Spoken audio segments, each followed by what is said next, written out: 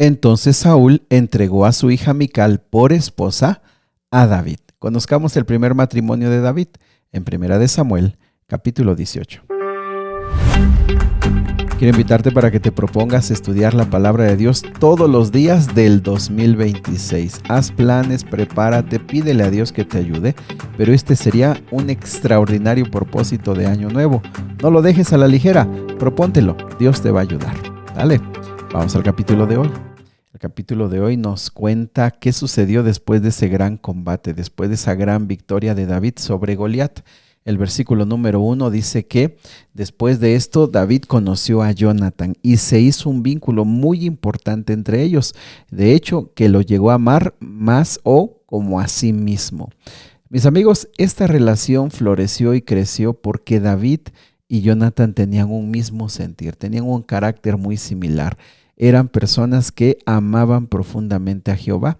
Y cuando dos personas aman a Jehová, es indudable, es irremediable que también haya un amor entre ellos. Por eso es que Dios nos llama a amarnos como hijos, como sus hijos, como cristianos. ¿Y por qué a veces no nos amamos? Porque no amamos a Dios como deberíamos amarlo. Es así de sencillo y así de fácil. También el versículo 2 nos explica que Saúl ya mantuvo a David allí con él, ya no lo dejó volver a casa. Para este momento tiene dos cualidades importantísimas. Sabe tocar el instrumento que ayuda a que se calme Saúl y por otro lado es un valiente guerrero, así que no hay más por qué dejarlo ir. El versículo 4 nos dice que David y Jonathan hicieron un pacto. Ojo con esto, se considera que este versículo sucedió más adelante, es decir, que ese pacto tuvo que pasar un buen tiempo para que ellos se conocieran más, para que ellos pudieran, pues sí, conversar y poder darse cuenta que tenían propósitos similares y hacen un pacto. Y mis amigos, en este pacto se deja ver el carácter de Jonathan. Él se está dando cuenta, él sabe que David va a reemplazar a su padre. Pero no solamente eso, él sabe que aunque Jonathan, él debería ser el próximo rey, él se da cuenta que Jehová ya ha escogido a David. Y desde esto, cuando hace este pacto, se deja ver que él le va a ayudar, que él está de acuerdo, que él quiere honrar a Dios y quiere también honrar a su amigo. Y saben, esto es muy importante porque a nosotros como seres humanos nos come la ambición y el egoísmo. A nosotros como seres humanos nos domina muchas veces el orgullo.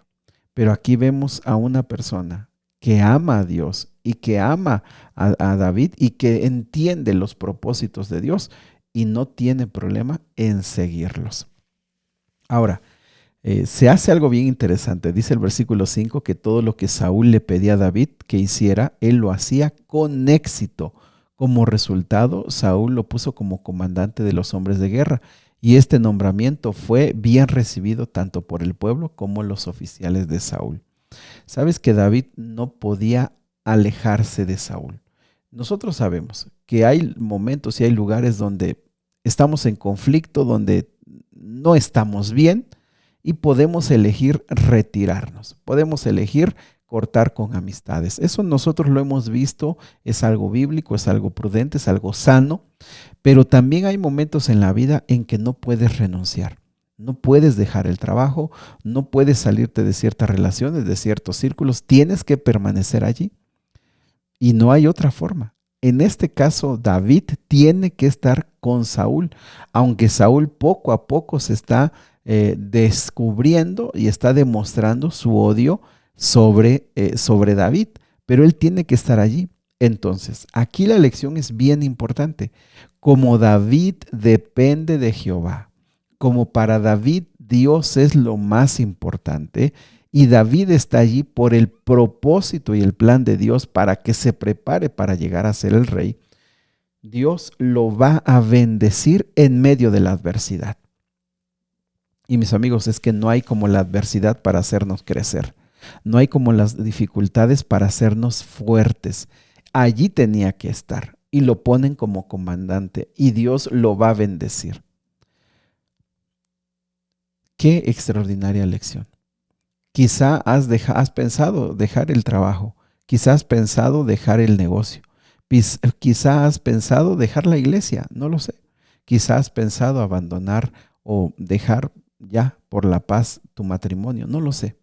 No sé en qué situación difícil estás, pero quiero decirte que si realmente tú doblas tus rodillas y entregas a Jehová tu vida y le dices, Señor, yo quiero que tú seas mi Dios y yo te voy a reconocer en todas mis decisiones, Dios te va a bendecir allí donde estás. En la adversidad te va a levantar, en la adversidad te va a pulir y en la adversidad va a ser oro de tu carácter. Y con el tiempo vas a darte cuenta que ese tiempo, que esas situaciones que hoy estás viviendo, fueron las que hicieron de ti alguien grande, alguien que no podría haberse hecho grande sino de esa forma.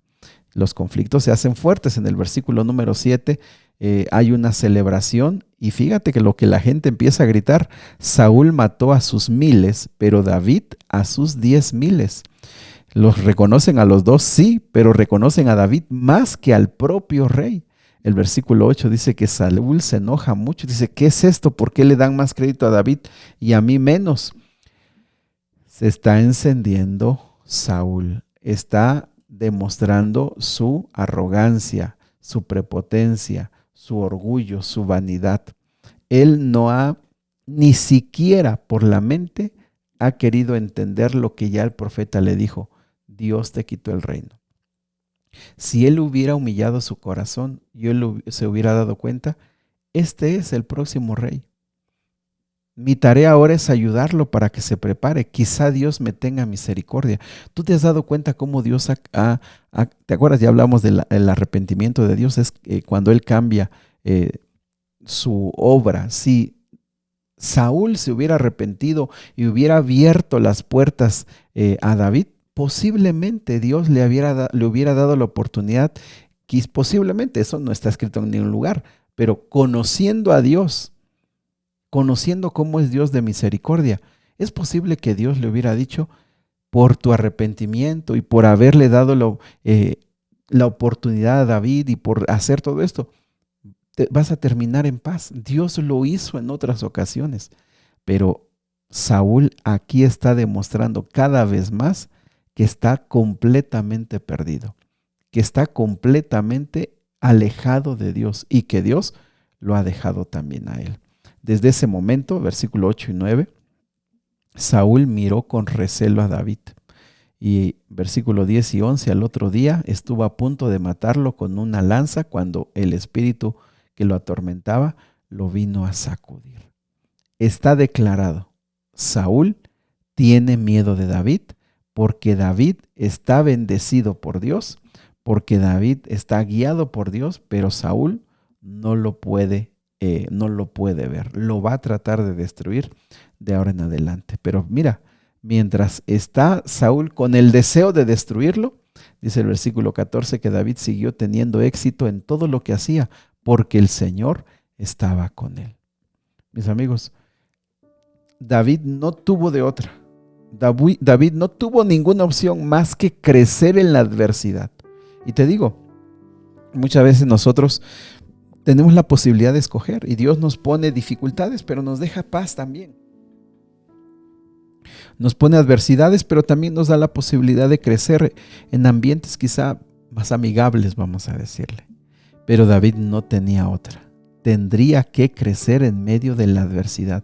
Por un lado, Saúl iniciaría una cacería contra él, pero Dios lo estaría bendiciendo y le daría éxito en todo lo que él emprendía porque el Señor estaba con él.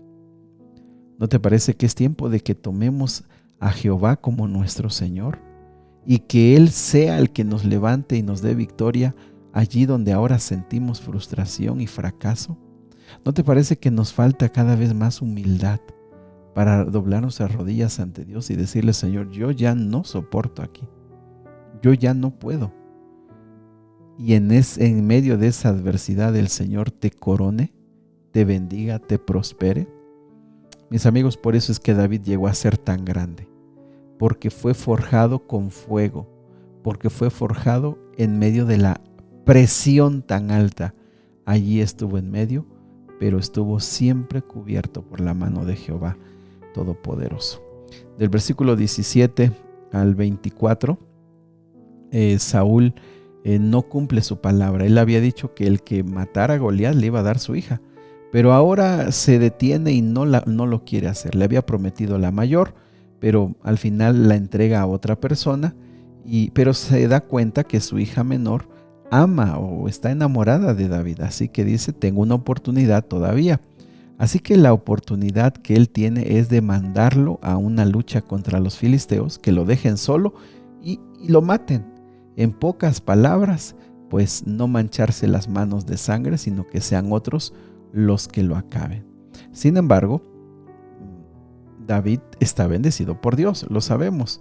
Entonces finalmente el rey dice, bueno, tengo mi otra hija, se la puedo dar a David, pero él tiene que pagar una dote. David dice, yo soy de una familia humilde, soy de una familia pobre, ¿qué le puedo dar para ser yerno del rey?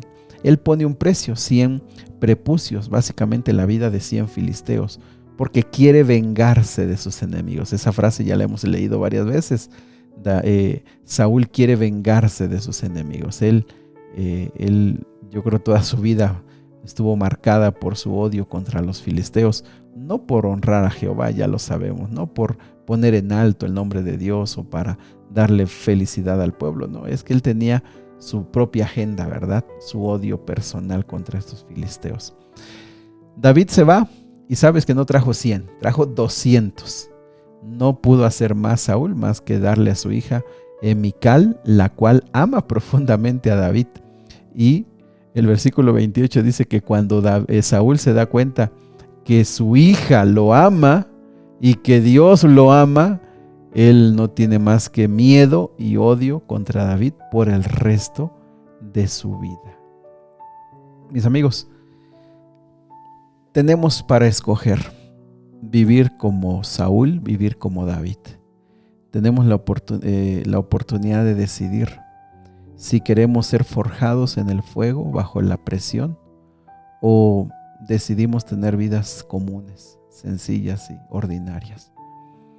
De todos modos el mundo nos va a presionar y de todos modos el mundo nos va a meter en problemas. Esa es una realidad.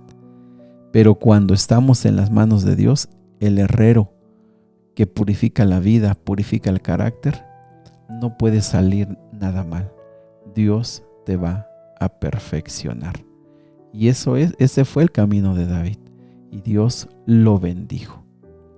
¿No te gustaría que el Señor te bendiga? ¿No te gustaría decir, el Señor está conmigo y el Señor no me abandona? Yo estoy en las manos de Dios. Vamos a hacerlo, vamos a rendir nuestro corazón a Dios. Vamos a ponernos en sus manos y vamos a confiar que Él va a guiarnos y que limpie nuestro corazón de intenciones, que nos libre de los Saúl, que no podemos huir de ellos porque nuestro deber es estar allí. Querido Padre, esta mañana abrimos nuestro corazón a ti y reconocemos que quizá estamos en momentos como David en medio de fuertes presiones y adversidades, pero que tú estás con nosotros. No nos vas a quitar de ahí hasta que termines tu obra, hasta que nos purifiques, pero que habrá Jonathans que se acercarán y pondrán su hombro y nos levantarán y nos van a sostener, y que tú protegerás nuestra vida. Padre, ponemos nuestra vida esta mañana en tus manos, en el nombre de Jesús. Amén. Que Dios te bendiga. Abre tu corazón al Señor, el Señor quiere escucharte.